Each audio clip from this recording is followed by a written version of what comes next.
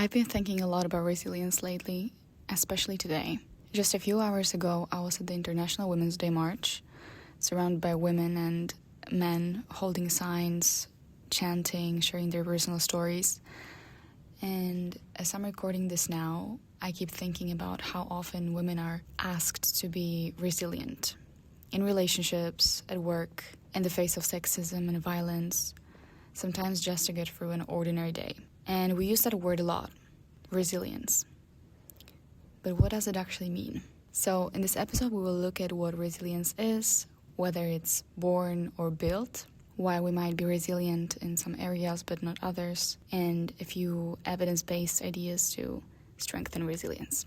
Resilience is defined by APA as the process and outcome of successfully adapting to difficult or challenging life experiences, especially through mental, emotional, and behavioral flexibility and adjustment to external and internal demands. So in simpler words, it basically means being able to cope well with tough or stressful situations by staying flexible in how you think, feel, and behave, and finding ways to adjust to what's happening around you. And resilience is both partly influenced by what we're born with and substantially shaped by experience, learning, and context. Our resilience can be influenced by our genetics because some people are naturally less reactive to stress. They can be more inclined toward optimism, and they can be better at regulating emotions. And this gives them kind of a starting point, but it's not a guarantee, let's say. Because resilience can be also built by attachment. Having at least one stable, caring adult strongly predicts later resilience. Also, learning and skills. If you learn how to regulate your emotions, you learn problem-solving skills, a realistic optimism, or how to make meaning of your challenges, then that can also build resilience. And also life experiences, because successfully coping with smaller challenges can build kind of like a library of coping strategies. So there can be some biological starting points, like our temperament, how reactive our nervous system is, but a lot of resilience is actually built through relationships, through skills we learn, and through the environments we live in. So can we be resilient in one area of life but not another? Now, what's interesting is that resilience can be also domain specific. So you can be resilient in one area of life and struggling in another. For example, you can be very resilient at work, you can handle your deadlines well, but you can be less resilient in close relationships like heartbreak, for example. Or another example can be a person who copes well with illness but finds financial stress overwhelming. Resilience can depend on the resources you have in that domain, so the support you have, the skills, the knowledge. Also whether something matters more to you, so you may feel more vulnerable in that area, or some past experiences. So, for example, you have succeeded here before, or you have been hurt here before. So your resilience is kind of high for this context. Now, another question is what predicts if a person is resilient? And here, research tells us it's a mix of relationships, thinking patterns, emotional skills, and living conditions as core predictors of resilience. So first of all, we have supportive relationships. That means if we have consistently caring, responsive people around us, like family, friends, mentors, community. If we surround ourselves with supportive networks, this is a huge predictor of resilience, actually. So having a supportive network of people. And it's obviously not about the number of people, but it's about feeling seen, safe, validated. It's also about cognitive style. So if you are an optimist, if you expect that problems are difficult, but they are solvable, if you have an explanatory style, because resilient people tend to see setbacks as specific. Okay, this is the situation that I'm in. Temporary, it can change, and also influenced by controllable factors. So there's something I can try to do, but what's outside of my control, this I'm leaving. So I'm only focusing my attention on what I can actually change in this situation. So this is called an explanatory style. So if you have an explanatory style, then you are likely to be more resilient. Another thing that can predict if a person is resilient is emotion regulation. So if you have the ability to notice, name your emotions, tolerate discomfort without immediately escaping, you can use strategies like cognitive reappraisal. So, okay, this is my challenge. Is there another way to see this? This is also a strong predictor of resilience. Then we have active problem-focused coping. So trying to do something about part of the problem when it's possible. And the other side of the coin is avoidant coping, because if you deny that problem exists, you will be less resilient. It's also the sense of purpose or meaning. So having roles, values, or goals that feel meaningful. So caring for others, social causes, creative work, that helps people endure and integrate difficult experiences. And that's what predicts their resilience. And resilience doesn't need to be individual. It also has a social dimension, which is called collective resilience. And as example of collective resilience, women's rights movements like feminist movements, also queer, intersectional activism. These are all examples of collective resilience because you're basically resilient with a group. And so it's turning individual resilience into these shared stories, into the shared resilience that comes from the stories. So resilience is also about solidarity. It's not just self-improvement, which comes from this point. Now the main question is, how can we become more resilient? And here research shows us that actually active coping is better than avoidant coping. So active coping is coping with your problems by solving them. Active coping is seeking support. Active coping is taking steps to solve the problem.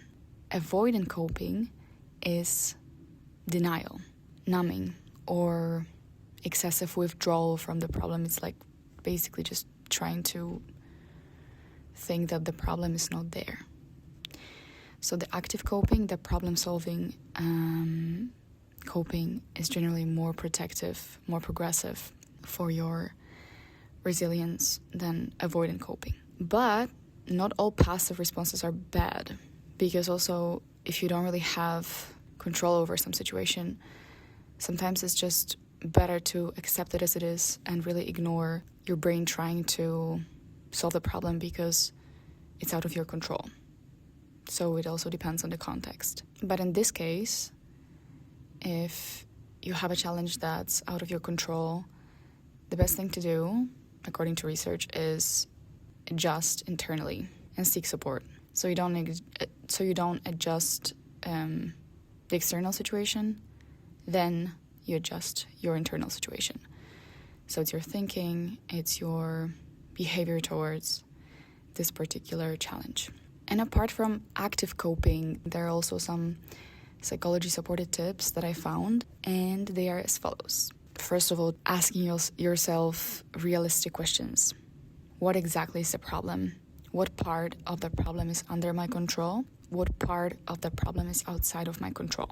What would I say to a friend in this situation? This all aligns with evidence from cognitive behavioral approaches, because changing how we interpret events can reduce distress and increase coping. So it's basically what psychologists use during CBT therapy. So like the most classic therapy. So you basically change how you interpret events, and that can reduce the distress. Another important solution is strengthening supportive connections. So, as I said before, this is also what's happening during marches for women's rights, for queer rights. This is what's happening when people, they they don't want to cope with the problem by themselves, so they naturally turn to the group. They naturally invest in relationships that are safe and mutual, because then you can share struggles with these trusted people instead of isolating. Isolation usually equals something bad for humans, because evolutionarily we are not meant to be isolated, because this isn't good for our survival. So it all makes sense why people would go to some group meetings to share their stories, or like by group meetings I mean the alcoholic groups, for example, or to marches to share their stories, because then they can strengthen the network, they can strengthen support from others. So the third tip on how we can become more resilient is building emotion regulation habits. And that can be short, doable practices. For example, 1 to 3 minutes of slow breathing when you feel overwhelmed. Could also be grounding, so you notice 5 things you can see, 4 you can feel, 3 things you can hear. Could also be naming feelings out loud or in a journal. And these are all emotion regulation habits. They aim to reduce physiological arousal. So when you feel bad, when you feel sad, when you feel angry, whatever you feel, that's not serving you, this is supposed to reduce it. And it's also supposed to make problem solving easier, because then you can think in a more clear way. Another thing that makes us more resilient is clarifying our values and small consistent actions. So if we ask ourselves, what kind of person do I want to be in this situation? Do I want to be caring? Do I want to be honest or brave? Then we choose one small action in line with that value. So if we want to be honest, we speak our mind, we show up, we send a message that's honest. The point here is that we often do something which is not in line with our values. This is also what I see in myself sometimes. Like, I do something, but then I don't really think twice. I don't really think twice about whether this action is in line with my values. And research from acceptance and commitment approaches it suggests that acting on these values, this supports resilience. So if you act in line with your values, this supports your resilience, and it reduces helplessness. So it is also something to think of. And the last thing is practicing self-compassion instead of criticizing yourself. So treating mistakes and struggles as part of being human, not proof of you failing. Because self-compassion is linked to lower anxiety and depression and better persistence after setbacks. So a simple practice in 3 steps can be, first of all, noticing the suffering. So saying, okay, this is really hard right now. This is what's happening. This is there. The second step is remembering common humanity. So other people struggle with this too. I am not alone with this. And the third thing is responding kindly. And that could be, for example, a sentence like, okay, what would be a kind way to treat myself right now? Or how would I talk to a friend, right? So like responding kindly to yourself. This is what practicing self-compassion is about. As I wrap up this episode, I'm still thinking about all the faces I saw at the march today, portraying all kinds of emotions, honestly. But they keep showing up, even when it's hard. And this is really resilience. It isn't about breaking down or thinking you must push through all on your own. It's about the many ways we find to reach out, to say no when something is harmful for us, and sometimes to change the situation itself. If there's one thing you can take from today, it's that resilience is mostly built, not born, and you're probably already showing it in more areas of your life than you notice.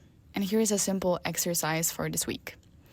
Notice one small moment where you handled something better than you might have a few years ago, And also one way you could make it easier for someone else to be resilient, whether that's listening to someone or standing up with them. On International Women's Day, I honor all the invisible work and the strength that so many women and marginalized genders have been forced to show.